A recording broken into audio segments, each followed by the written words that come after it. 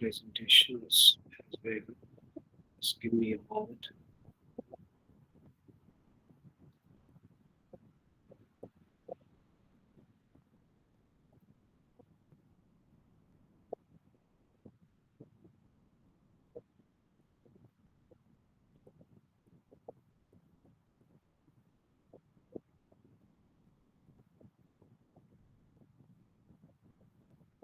If you remember, last time we stopped at this the nature of agricultural geography, and we spoke about the fact of what is the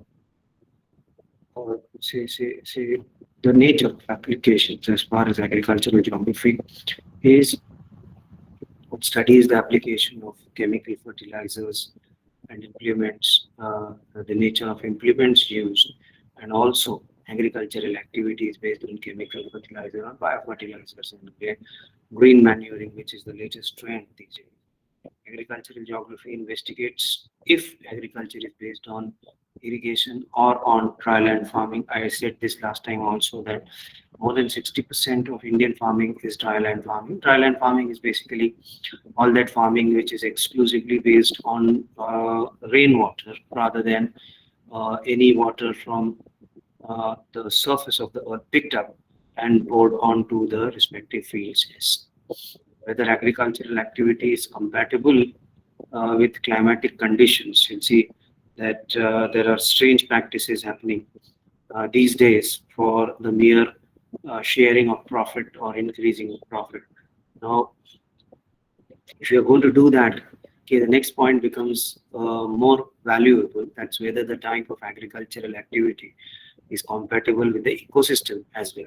Okay, you see that, say for example, nowadays mangoes, because under WTO, I don't know how much WTO, that's the World Trade Organization you follow. If you are a member to the WTO, you need to uh, import a certain amount of a particular commodity in spite of the fact that you may be producing it or you may not be requiring it. You can see that these kiwi fruits, etc., which are seen to be flooding the urban markets particularly are a result of that. And we'll see that mangoes nowadays are available literally throughout the year. That's basically because during December and Jan, you have these mangoes from Australia also. But uh, there's if you study the basics of Ayurveda, you'll see that Ayurveda speaks about the fact that there is a right time and the right place for a particular commodity or a particular medicine to be consumed as such. And that's why I feel that all these Ayurvedic products that are being found in the markets all around, okay, and I would not be naming this. I think we spoke about this earlier also. Uh, I don't think they would be yielding that much amount of benefit to the patients consuming these Ayurvedic medicines. Uh, so now that was the nature of it. Now we move to the scope of agriculture. Okay, you'll see that this section actually is a mixture of what was happening worldwide and what is happening on an Indian basis also. Okay, so the scope obviously for agricultural geography is very wide. You'll see that a huge amount of Indian economy, even today, depends significantly on the say agricultural and allied activities as such. And there are a lot of innovations that are coming up with these. Day by day, I would in fact say that the scope of agricultural geography is increasing. Agriculture itself is innovating and renovating itself. I said the sizes of last time we spoke about the fact that the size of the tractors have reduced as per the size of the farms also, and of course costing also comes down once you bring down the size as such. If you go chronologically, what has been happening with agricultural geography, because uh, we would not be exclusively studying only agriculture. Okay, agriculture, you know that A politician will be looking at an agricultural activity from a different point of view. A scientist is going to look at it from a different point of view. A historian is going to look at agriculture from a different view. An engineer looks at agriculture from a different point of view. A soil scientist looks at agriculture from a different point of view. Similarly, you can see that when it comes to agricultural geography, a geographer is going to look at the whole process of agriculture from a different point of view. We know that geography is a spatial and temporal science.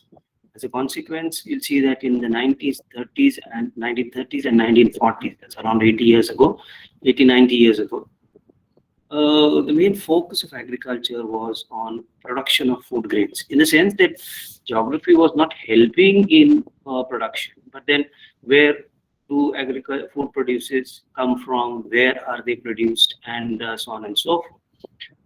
Then the aerial distribution of the crops as such. Okay, it's not only food grains; there are other crops also. So where exactly are this aerial distribution of crops located? Now we said this last time also that certain soils are going to help certain types of crops. As a consequence, you'll see that the type of soil in a particular region is going to be important, and of course the economics of this agricultural activity as the yield per hectare. Unless and until an agricultural activity becomes profitable, no farmer would be otherwise interested in cultivation of a particular crop. But rather, agricultural geography was much interested in the yield per hectare.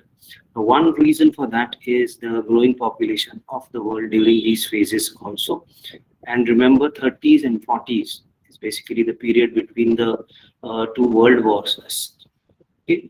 And this focus after I would say the world war ended particularly, I would say later the focus shifted. Okay? Besides food crops, you'll see that commercial crops will include tobacco, commercial crops will include sugarcane, commercial crops would include cotton.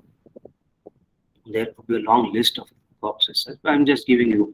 Okay, initially it was just food crops, rice and wheat, and then dryland crops like jawar and bajra. But afterwards, after 1940s, the commercial crops increased. Okay, the study of commercial crops increased. They were studied more intensively. As a major change that came up. Okay, and you'll see that this change came up in around 1950s in majority of the subjects. You will learn this in other subjects also. That the use of statistical techniques, okay, was brought in as far as study of agricultural geography, included in all other subjects was concerned. So there was a significant shift in the methodology in which the subject was studied. They started bringing in statistical techniques, and thus come in agricultural efficiency, which later brought out what is called as cost-benefit ratio. Okay, yield per hectare was just a mathematical calculation if you see till the 1940s. But statistical techniques, they were more predictive and they were more analytical as such. And agricultural efficiency, as I said, which later was a cost-benefit ratio. Okay, it used to happen that yes, you could have a yield from a particular hectare, but that yield, nobody was testing whether the amount of input. I could say the specific example of Indian conditions, that a farmer who used to sell his crop in the market, and then he used to have his money out of it as such. But invariably, you'll see that the Indian farmer never measured his input in the form of I would say his knowledge about cultivating a particular crop, okay, like sowing at a particular time, taking care of the particular crop, the physical energy that went into that. So cost nowadays then started including all these aspects also. So with all these inputs, is the benefit actually, you may have some output of the field, but then is the benefit actually worth it? Okay, is something that statistical techniques brought about as far as agricultural geography was concerned. And then gradually it also shifted to nutritional value. Now you see that I would rather put nutritional value with after green revolution, but okay, let us see that nowadays also you'll see that you have this organic farming, and say you have these advertisements of various types of uh, oils, and even wheat flour etc. म्हणजे गव्हाचं पीठ जे असतं त्याचे पण तुम्हाला ads, आणि याच्यामध्ये सांगितलं जातं की हे जास्त विटॅमिन युक्त आहे, जास्त कॅलरी युक्त आहे वगैरे वगैरे. Now this actually started happening after the green revolution, I would say one. And secondly, you'd see that when man started occupying areas which were not, I would say, environmentally suited for agriculture. As the population grew, agricultural practices, you'll see, they shifted from river banks to every possible other area. Like they brought down forests, okay, and in fact, even barren lands were cultivated, and irrigation was used. So what happened is that the crop lost its nutritional value. आपण म्हणतो ना, अन्नाला आजकाल कस राहिलेला नाही. That's basically because the vitamins in that and the calories in that, they got reduced significantly. Another fact was monoculture. Okay, जगामध्ये अनेक ठिकाणी monoculture म्हणजे एकच पीक घेतात तुम्ही, वर्षानुवर्ष एकच पीक घेतात, त्याच्यामुळे त्या पिकाचा जो कस असतो तो हळूहळू खाली गेला होता. As a consequence, you'll see that it lost its nutritional value as such. So, study of nutritional value in the form of calories, etc., also came to be as a scope of the study of agricultural geography. Then preservation of agricultural land. Now, what does this mean? Okay, you'll see that if you talk of Beijing, okay, the capital of China, किंवा तिथपर्यंत जायची गरज सुद्धा नाही. Will see की 30-40 वर्षाचं तुम्ही पुणे बघितलं, 30-40 वर्षापूर्वीचं जर तुम्ही पिंपरी चिंचवड पाहिलं तर वाघोली वगैरे आता you'll see that Wagholi has been included in the urban part of Pune in the new plan as such. Okay, you'll see that Wagholi was nothing but a place with more than 90% of agricultural activities as. Okay, so what happened after that? You'll see that a lot of land was taken up in the process of urbanization. A lot of land, agricultural land, or I would say arable land, so a lot of arable land was picked up for industry, setting up of industries, etc. So study of preservation of agricultural land also came up in as a scope of agricultural geography. Then you will see regional imbalances were studied in. Okay, and as I said, की agriculture बद्दल जर आपल्याला अभ्यास intensively करायचा असेल, the India would be enough. Except for the most advanced developments that would happen, India would be enough to study, because there is so much diversity, there is so much imbalance that it could be easily studied within India. Okay, so you'll see that as far as regional imbalances are concerned, some areas have a lot of facilities as far as agricultural practices are concerned. Say, for example, when we speak about green revolution, for wheat, you'll see that Western Uttar Pradesh, Punjab, Haryana were the places which got which were favored, I would rather say. The reasons could be any and many, but then eventually, आज सुद्धा आपण पाहतो की Punjab, Haryana, Western Uttar Pradesh have an upper hand when it comes to cultivation of wheat crop is concerned. Andhra Pradesh madle je districts identify झाले होते for cultivation of rice crop during the green revolution, आपल्याला बऱ्यापैकी माहिती नसतं. मला वाटतं अपर Godavari district was one of them, but you see that besides this, okay, it's not only regional imbalance as far as facilities of agriculture is concerned. It is regional imbalances as far as promoting different types of crops also are concerned. So you see that some areas are specialized for wheat, some areas are specialized for rice, and of course, because these were supposed to be the major food grain, governments also supplied them with enough support. But then, as far as other crops were concerned, they could not be brought under the whole umbrella of green revolution, and so on and so forth. So that was a section of study. and you'll see that regional imbalances will always stay there. असं काही नाहीये की because agriculture is something which is based on the climate and the environment as such. Okay, regional imbalances will obviously stay there, particularly as far as the type of crop which is being cultivated. Okay, then as far as model building is concerned, okay, models म्हणजे आपण वॉनक्युलनचं model पाहतो, वेबरचं industrial लोकेशनचं model पाहतो. Similar models started to be built up in agricultural geography also. की हे असं केलं तर this is a stock procedure to be followed if we need to have a good profit. Okay, so model building was something which came under agricultural geography. Then animal husbandry also being studied. Now this started basically because this was something which was practiced as a part of agriculture. Initially, you'll see that agriculture was identified to be only cultivation. But particularly in dryland agriculture, what happened is it was not always easy for a farmer to sustain on agricultural practices only. So he used to keep a few animals around him, including poultry. आज सुद्धा आपण गावाकडे जातो तर अगदी कोंबड्यांपासनं शेळ्यांपासनं आपल्याकडे गाई म्हशी सुद्धा पाळल्या जातात. That's basically a fact, a reason that नाही हवा तेवढा आपल्याला yield मिळाला, प्रोड्यूस मिळाला, प्रोडक्ट मिळाला, ऍग्रिकल्चरल ऍक्टिव्हिटी दिवसात डे टू डे आपलं एक्झिस्टन्स कसं चालणार आहे. तर मग तुमच्याकडे कोंबड्या आहेत, तुमच्याकडे दुधासाठी गायी आहेत. Okay, so you can sustain. So that is how animal husbandry also came up, allied with normal agriculture, which came to be a scope of agricultural geography. You'd see that after the Green Revolution, particularly during and after the Green Revolution, a lot of machinery was required and used rather in the process of agricultural activity. So the impact of these, okay, the traditional versus modern methods came to be another scope which started to be studied as a scope of agricultural geography.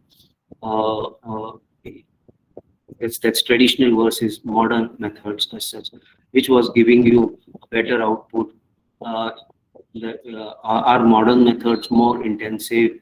Okay, now remember at the start point of time, okay, they were not thinking about the environmental impact. So you see that it's only last couple of decades that they are studying about the impacts of modern methods on agricultural outputs and products.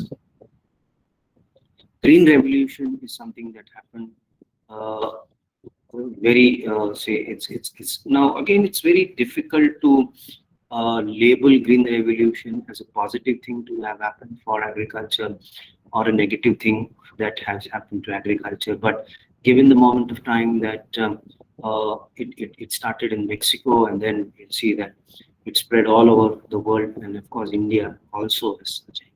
Obviously, the produce has increased through Green Revolution, but Green Revolution has had its own problems also. So the whole study of Green Revolution, the induction of Green Revolution, the crops that benefited out of Green Revolution, the drawbacks that Green Revolution set in as far as all these areas were concerned. Okay, and let me tell you that the drawbacks are being experienced even today in places like Punjab and Haryana. I think we have it in detail as a part of our syllabus. So we would possibly be discussing the Green Revolution much in detail at a later point. Right now, let us just understand that yes, it's an important scope within the study of agricultural geography. As I said, the concern of traditional versus modern methods and Green Revolution, model building, all of this brings in another aspect, important aspect under the scope of agricultural geography is sustainable agriculture. Okay, because there were areas wherein there were difficulties as far as sustaining agricultural produce was concerned. In some places, Green Revolution may have been responsible for that. Okay, over the period of time. And similarly, you'll see that another issue about Green Revolution was the high HYV, the high yield variety seeds. Initially, all these types of seeds, high yield variety म्हणजे लवकर peak येणं किंवा मोठं peak येणं. मोठं म्हणजे त्याचे जे दाणे असतात एखाद्या क्रॉपचे, ते मोठे असतात. ते मोठे असून लवकर उगवणं, म्हणजे ट्रेडिशनल मेथडमध्ये जर तुम्हाला 4 महिने लागत असतील, म्हणजे 120 दिवसाचा क्रॉप असेल, तर in HYV high yield variety it could come down to 90. In fact will see की जे मुलं शेतकरी घरातील असतील त्यांना हे माहिती असेल की जेव्हा हे बियाणं विकलं जातं त्याच्यावर एक marketing technique about the seeds is की हे पीक तुम्हाला 60 दिवसात येईल, हे पीक तुम्हाला 70 दिवसात येईल, हे पीक तुम्हाला 80 दिवसात येईल. But obviously, anything that is man-made, man-manufactured, it has its own problem. And now you see that the problems of high-yielding variety seeds is a major issue here as well. You'll see that as farmers innovated methods of agricultural cultivation, you'll see that new aspects started being brought under the scope of agricultural geography, forestry and social forestry. You'll see that it was found that agriculture was taking up a lot of forest land with reference to various parts of the world, and of course particularly India as such. So the government, that's the central government, with the help of state governments, introduced various techniques to, I would say, protect forests, and social forestry was one of them. Okay, so plantation, पण त्याचे सुद्धा drawbacks आहेत. You'll see that a lot of money was invested in taking up forestry and social forestry, but you'll see that corrupt practices in that did bring forestry and social forestry literally to a stage of collapse because of corruption, as I've already said. Not that it was an 100% failure as such, but majorly it has been a failure. If you read about social forestry, the problems of social forestry and drawbacks of social forestry, you would be easily able to understand what was the problem as far as. Okay, then it comes to the more modern ways of looking at agriculture.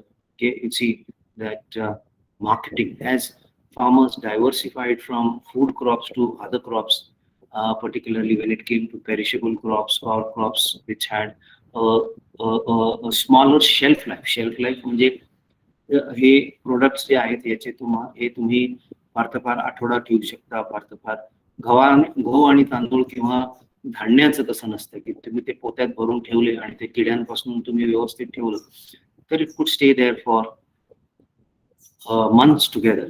In fact तांदळाच्या बाबतीत आपण पाहतो की असं विचारलं जाते की तांदूळ नवा आहे का जुना आहे, कारण तांदूळ जर नवा असेल तर तो जरा चिकट भात होतो त्याचा, आणि जुना असेल तर तो मोकळा फडफडीत भात होतो. So you'll see that marketing came to be an important aspect with those products which were to be marketed fast. Now, this included flowers, that's floriculture. This included fruits, that's फळं ज्याला आपण म्हणतो, and this also included vegetables as such. Say for example, पालेभाज्या तुमच्या ज्या आहेत, leafy vegetables ज्याला आपण म्हणतो. Leafy vegetables एक गमतीशीर एक्सरसाइज मी तुम्हाला देऊ शकतो की पालेभाज्यांना इंग्लिशमध्ये काय काय म्हटलं जातं याची लिस्ट तुम्ही पहा आणि सापडली तर आपल्या ग्रुपवर टाका सगळ्यांसाठी. से फॉर एक्झाम्पल मेथीच्या भाजीला फेनुग्रीक असं म्हटलं जातं. अशाच वेगवेगळ्या पालेभाज्यांना काय म्हटलं जातं इंग्लिशमध्ये याचं एक माहितीपर आपण जर इन्फॉर्मेशन टाकली तर ही सगळ्यांसाठीच उपयोगी राहील. तर कोथिंबीर म्हणा, कोथिंबीरला काय म्हणतात बघा, किंवा पालेभाज्या म्हणा, हे तुम्ही किती दिवस, म्हणजे पहिल्या दिवशी तुमची विकली गेली नाही तर फार तर फार दुसऱ्या दिवशी आणाल, तिसऱ्या दिवशी पर्यंत ती पानं सगळी कोमेजून गेलेली असतात. So marketing and bringing the product to the market is a very important aspect. So किती फास्ट तो प्रोडक्ट तुमचा येतोय, म्हणजे जेणेकरून लोकांना वाटेल की बाबा ताजी भाजी आणलेली आहे, the vegetables are fresh, the fruits are fresh. Okay, nowadays of course there are various techniques in which various chemicals are used. Again, these are not advisable, but then these chemicals are used as far as keeping these products so to say fresh are concerned. So you'll see that marketing, the transfer, etc. आणि मी मागे सुद्धा तुम्हाला म्हटलं की आजकाल एक नवीन technique मार्केटिंगची आलेली आहे की संध्याकाळ झाली आणि शहरी लोक आपापल्या ऑफिसमधनं घरी निघाली की वेगवेगळ्या ठिकाणी तुम्हाला संध्याकाळी भाज्या वगैरे, पण दिवसभर तुम्ही पाहाल की साधारण 12च्या पुढे तुम्हाला मेजर रस्त्याने फळं वगैरे विकणारी ही मंडळी दिसतात. So that's also a technique of marketing isn't it? Okay. आणि that it is happening in an unorganised sector is wonderful. की तुम्हाला सरकारने एक मंडई बांधून दिलेली आहे, त्या मंडईचे गाळे विकलेले आहेत, त्या गाळ्यांमध्ये तुम्ही तुमचा प्रोडक्ट, ते तुमच्या नावाचा एखादा गाळा आहे, त्याप्रमाणे तुम्ही कांदा बटाट्याचे व्यापारी आहात किंवा लसणाचे व्यापारी आहात किंवा इतर भाज्यांचे व्यापारी आहात. त्याचं डिफरंट इश्यू की तुम्हाला सपोर्ट मिळालेला आहे. बट यू सी की ज्याला सपोर्ट नाही तो काय करतो, सकाळी सकाळी ती हातगाडी असती, ती काहीतरी त्याचं काही भाडं असतं की दिवसभराचं काहीतरी भाडं असतं, तर ते भाडं तो त्या माणसाला, आणि ऑफकोर्स त्याचं डिपॉझिट असतं. तो ज्याची गाडी असते त्याला, बहुतांशी तुम्ही या गाड्या पाहता त्या सगळ्या भाड्यावर घेतलेल्या असतात. लेट मी टेल यू, ही इंडिव्हिज्युअल कोणाची नसते. बऱ्याच वेळेस असं पाहण्यात आलेलं आहे. सध्याची परिस्थिती तरी अशीच आहे. पूर्वी असायची स्वतःची गाडी, पण आता तुम्हाला एक प्रकारचं भाडं द्यावं लागतं. So this guy will then go to the wholesale market. तिकडनं ह्याच्यात सुद्धा बराच स्टडी लागतो तुमचा की आज किंवा या आठवड्यात मी कांदा बटाटा घ्यावा का या आठवड्यामध्ये मी 4-5 भाज्या घेऊन जावं. की that decision is also very interesting. All this will be included under marketing. Let me tell you की आज जर कांद्याला भाव आहे तर इतर वेळेस कांद्याला जर 60 रुपये असेल तर मी गाडीभर 4-5 पोती कांद्याचीच घेतली आणि त्यातल्या त्यात मग 55 रुपयाला विकला, तर ऑब्व्हियसली लोकांना जर दारात तो 55 रुपयाला मिळत असेल, they are going to take it. So marketing is a very interesting thing. आणि लेट मी टेल यू की ही लोक जरी अडाणी दिसत असली तरी they have this perfect sense of marketing. कारण त्यांना माहिती आहे की हे जर विकलं गेलं नाही तर एकतर हे माझ्या माथी बसणार आहे, आणि हे जर माझ्या माथी बसलं तर याचं स्टोरेज जो पुढचा पॉइंट आहे, the storage of this thing is going to be a difficult thing. At the same time, I have to cover up the say the cost as far as renting out the cart that they have rented from a particular area and so on and so. परत काही पैसे घरी घेऊन गेला नाही तर त्या दिवसभराच्या ऍक्टिव्हिटीला काहीच प्रॉब्लेम. त्यामुळे तुम्ही पाहाल की हे भाजीवाले जे असतात ते साधारण 9च्या आसपास तुम्हाला तुमच्या घराच्या आसपास दिसतील, आणि त्यांच्याकडे एवढाच माल असतो की साधारण 1:30-2 पर्यंत हा विकला जातो. तुम्ही सकाळपासून संध्याकाळपर्यंत भाजी विकणारा माणूस पाहणार नाही. स्टॉल असेल तर yes, you will find it that स्टॉलवाला will do that, but somebody is moving on a cart will have his own limitation. So ते तेवढीच भाजी यांनी घेतात जेवढी साधारण 3-4 तासामध्ये ते विकू शकते. सो दुपारी 2-2:30 नंतर तुम्हाला अतिशय कमी भाजीवाले गाड्यांवर फिरताना दिसतील. मी मगाशी म्हटलं तसं की स्टॉलवाले मात्र सकाळपासून संध्याकाळपर्यंत त्यांचं दुकान. But you'll see that the amount of product on the stall is also larger. त्यांच्याकडे मुवमेंट होणारी भाजी वेगळी असते. नॉन मुवमेंट भाजी म्हणजे भोपळा तुम्ही एकदा आणला तर तुम्ही तो आठवडाभर विकू शकता. मोठा भोपळा घेतला, लाल असू दे किंवा पांढरा भोपळा असू दे. तसंच दोडका वगैरे ह्या ज्या भाज्या आहेत यांची लाईफ लॉंग आहे. पण मग अशी म्हटलं तसं की shelf life of leafy vegetables is going to be less as far as say for example lemons, limes म्हणजे लिंबू वगैरे जे आहे, जसं जसं दिवस जातात तसं तसं लिंबू मधलं जो रस असतो तो कमी होत जातो. All these minor things are to be taken into consideration. मी परवा एका ठिकाणी एक बोलत होतो तर एक गंमतशीर गोष्ट मार्केट आणि मार्केटिंगच्या आस्पेक्ट्स मध्ये असं असे ऑब्झर्वेशन आणि शेतकरी कुटुंबातली मुलं हे अग्री करतील की गेल्या 20 वर्षातली जी आपण वाढ पाहिली की गहू हा 20 वर्षापूर्वी कसा किलो होता आणि आज हा कसा किलो आहे, तर त्याच्यामधली वाढ ही अगदी नगण्य आहे. गहू म्हणा, ज्वारी म्हणा, एखाद्या वर्षी एखाद्या प्रोडक्टला जास्त भाव मिळतो. म्हणजे मध्यंतरी ज्वारी लोक करायला लागली होती, कारण काय तर काय म्हणतात त्याला, ग्रेंड, फाईन ग्रेंड का काय ते नवीन खूळ आलं होतं की ग्रेनी हे खा, तर लोक सगळे ज्वारीच्या मागे लागले होते. त्या वर्षी ज्वारीला खूप भाव आला.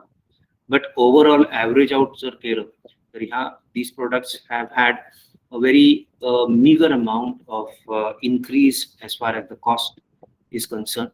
याच्या ऑपोजिट तुम्ही पाहिलं तर बी बियाणं म्हणा किंवा फर्टिलायझर म्हणा याचं कॉस्टिंग प्रचंड वाढलेलं आहे. म्हणजे जो आपण मगाशी म्हणत होतो की जो कॉस्ट बेनिफिट रेशो आहे की you see that cost benefit ratio has and of course is going down very fast as such. And you'll see that here in fact the intervention of government market researchers etc is very necessary. की त्या शेतकऱ्यांनी ते सगळं पिकवायचं सुद्धा, हे कुठं विकायचं, कसं विकायचं, किती वाजता विकायचं का नाही हे सगळं त्यांनी ठरवायचं असेल तर हे थोडंसं अवघड होतं. आणि particularly if he is not that much educated as such. Educated in the sense की शाळा आणि ऍग्रिकल्चर कॉलेजमध्ये जाऊन कोणी BSc ऍग्रिकल्चर झालेलं नसतं, त्यांच्याकडे जे काही ज्ञान असतं शेतीचं हे परंपरागत मगाशी आपण जे पाहिलं की ट्रेडिशनल असतं. Then you'll see that as far as storage is another scope as far as agricultural geography is concerned. Now storage again will vary from product to product. की फूड ग्रेन प्रोडक्शनचं स्टोरेज वेगळ्या प्रकारे करायचं आहे तुम्हाला. कांद्यासारखा onions need to be stored in a different वे.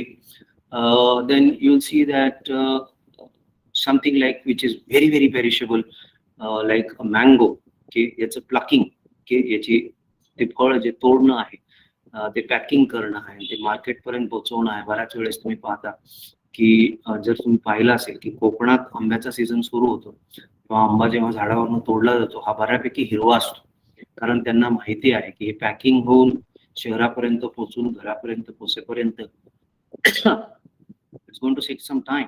सो ह्या time मध्ये ते स्टोर झालं पाहिजे. अर्थात आजकाल फ्रुट्सच्या बाबतीत तुम्ही पाहाल की वेगवेगळे केमिकल्स ते पिकवायला वेगवेगळे केमिकल्स वापरली जातात विच is very harmful. also comes under under the study of agricultural geography, I should be saying here as. Transportation storage बद्दल अजून म्हणायचं म्हटलं तर in the public sector the governments do take the responsibility of storing food grains particularly. कारण governments maintain what is called as a buffer stock. एखाद्या ठिकाणी एखाद्या राज्यामध्ये जर पूर आला, एखाद्या राज्यामध्ये त्या वर्षी जर फॅमिन आला म्हणजे दुष्काळ पडला की मग तो सुका दुष्काळ असू दे किंवा ओला दुष्काळ असू दे, it's a question of feeding those people as such. एखाद्या ठिकाणी दुसरी कुठली आपत्ती आली in the sense there is some earthquake or there is a huge issue. मी त्या दिवशी सुद्धा म्हटलं की सध्या एक स्कीम सेंट्रल गव्हर्नमेंटची चालू आहे की BPL बिलो पॉवर्टी लाईन ज्या फॅमिलीज आहेत त्यांना 5 किलो गहू किंवा 5 किलो तांदूळ हा महिन्याभराकरता, अर्थात महिन्याभरात 5 किलो किती पुरतो आणि किती नाही आय डोंट नो. आणि तुम्ही गहू तांदूळ दिला खरा, बट तो गहू तुम्हाला त्याचं दळण करून आणावं लागेल आणि मगच तुम्हाला त्याची चपाती बनवता येईल. आणि ती चपाती बनवणं किंवा तांदळाचा भात बनवणं, तो भात कशाशी तरी तुम्हाला खावा लागेल, नुसताच भात तुम्हाला खाता येत नाही. दुसरी गोष्ट ते शिजवावं लागतं. So do you have the access to the energy resources required for cooking it is also a very important aspect overall as such. But then as far as storage is concerned, some people would say that this would be asking too much from the government, but I believe that the government should always strive towards equity. आपण ज्याला म्हणतो की सर्वसमावेशक आपण ज्याला म्हणू शकतो की इक्विटी बिटवीन द पॉप्युलेशन. काही लोकांकडे खूप आहे घरी, भरपूर सगळं स्टॉकिंग करून ठेवलेलं आहे, 2-2, 3-3 सिलेंडर आहेत आणि बाकी लोकांना एखादं सुद्धा सिलेंडर घ्यायला महाग असतं. So that imbalance, economic imbalance is something that governments need to work on rather than politicizing various issues. But then as I said ही वेगवेगळी वखारी म्हणतात त्याला, warehousing, various warehousing corporations are there. They store food grains, they store other, म्हणजे तुम्ही विदर्भाकडे गेलात तर तिथे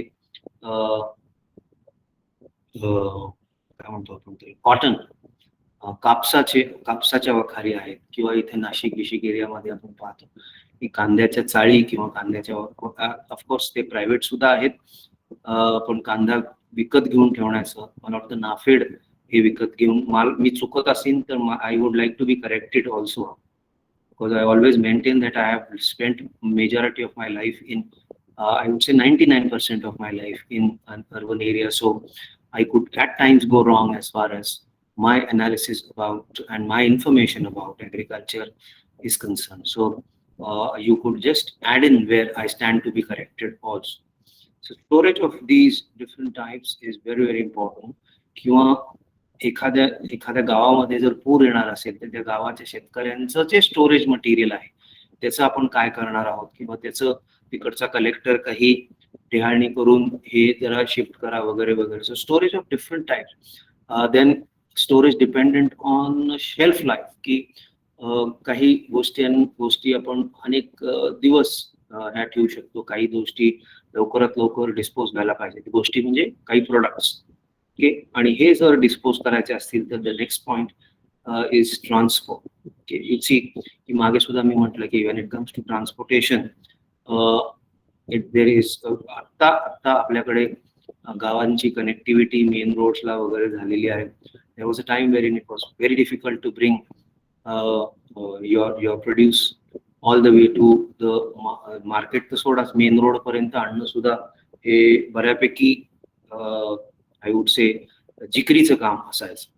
की म्हणजे ते बैलगाडीत घाला, त्याला रस्ते नव्हते, ती बैलगाडी ज्यांच्याकडे आहे तसे, म्हणजे 20 वर्षापूर्वी एखाद्या घरी बैलगाडी असणं म्हणजे तो सधन शेतकरी मानला जायचा. And so on and so fourth. So it was a very difficult thing. Nowadays तुमच्याकडे ट्रॉल्या आहेत, तुमच्याकडे ट्रॅक्टर आहेत, तुम्ही ते हे सुद्धा मी असं म्हणणार नाही की प्रत्येक शेतकऱ्याकडे आहे, त्यातल्या त्यात आहेत, किंवा मग तुम्ही भाड्याने घेऊ शकता, किंवा तुम्ही कोऑपरेटिव्ह करू शकता. कोऑपरेटिव्ह बेसिसवर करू शकता, की एका शेतकऱ्याची समजा 10 पोती आहे, तर 5 शेतकरी मिळून 50 पोती झाली. मग ही 50 पोती एखादं ट्रक हायर केला किंवा एखादा टेम्पो हायर केला आणि ती बाजारात आणली, तर the cost of transport gets shared. So all this comes under the scope of agricultural geography. I'm just opening up the scope to you all. Okay, याच्या डिटेल मध्ये आपण निश्चितच नंतर जाणार आहोत, but I'm opening up the subject to you all. Then processing. आजकाल a lot of processing needs to be done as far as agricultural produce is concerned. So याचं processing आपण कसं करणार आहोत, कसं केलं जातं. प्रोसेसिंग म्हणजे तुम्हाला एखाद्या ह्याची शेल्फ लाईफ जर वाढवायची असेल, product also is going to require processing. आणि इनफॅक्ट अगदी बेसिक गोष्ट की गहू तुम्ही जर व्यवस्थित साफ करून विकला तर त्याला भाव जास्त मिळतो. So that is also type of processing.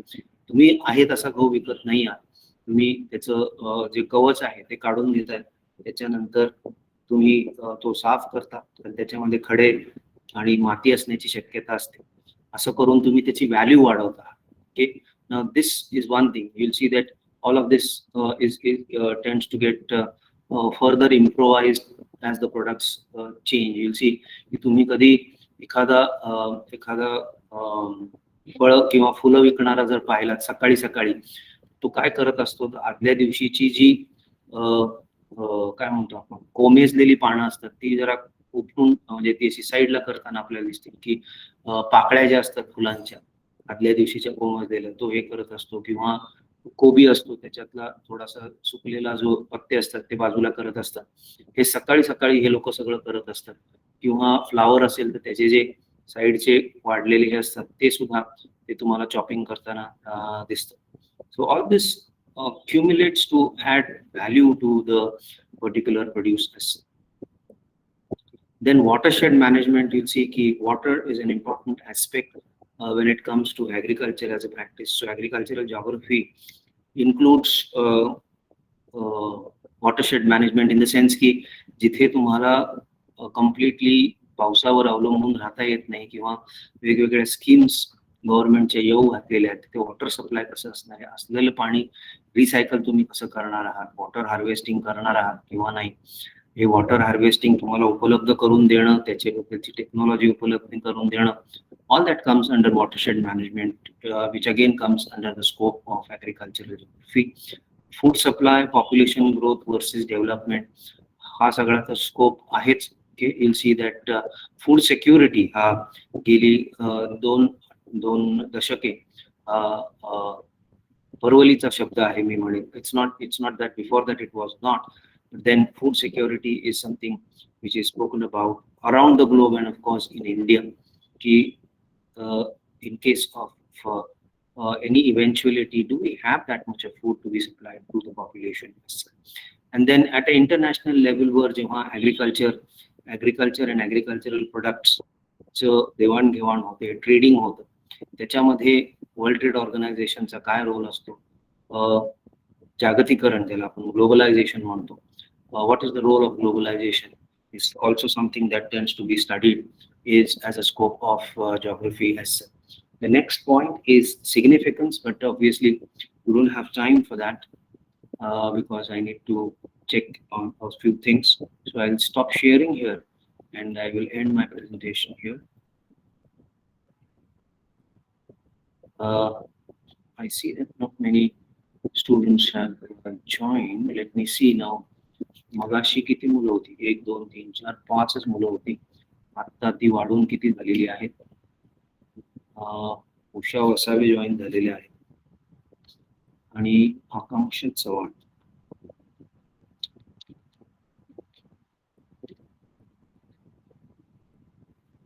Okay, Sunil Rathod पण गेलेला परत जॉईन झाला, म्हणजे आजची अटेंडन्स झाली 1 2 3 4 5 6 7 8 9 10.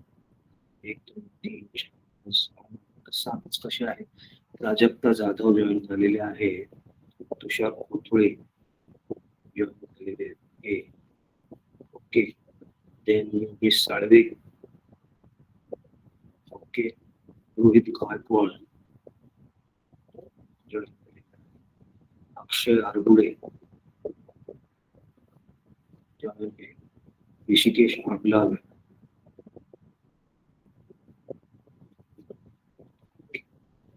सुमित ननावरे आहे, उषा वसावे आहे, आकांक्षा चव्हाण आणि सुनील राठोड. याच्यातले 1 2 3 4 5 6 7 जे आहेत ही मागच्या वेळेसच्या लेक्चरला सुद्धा होती आणि ही बऱ्यापैकी रेग्युलर आहेत.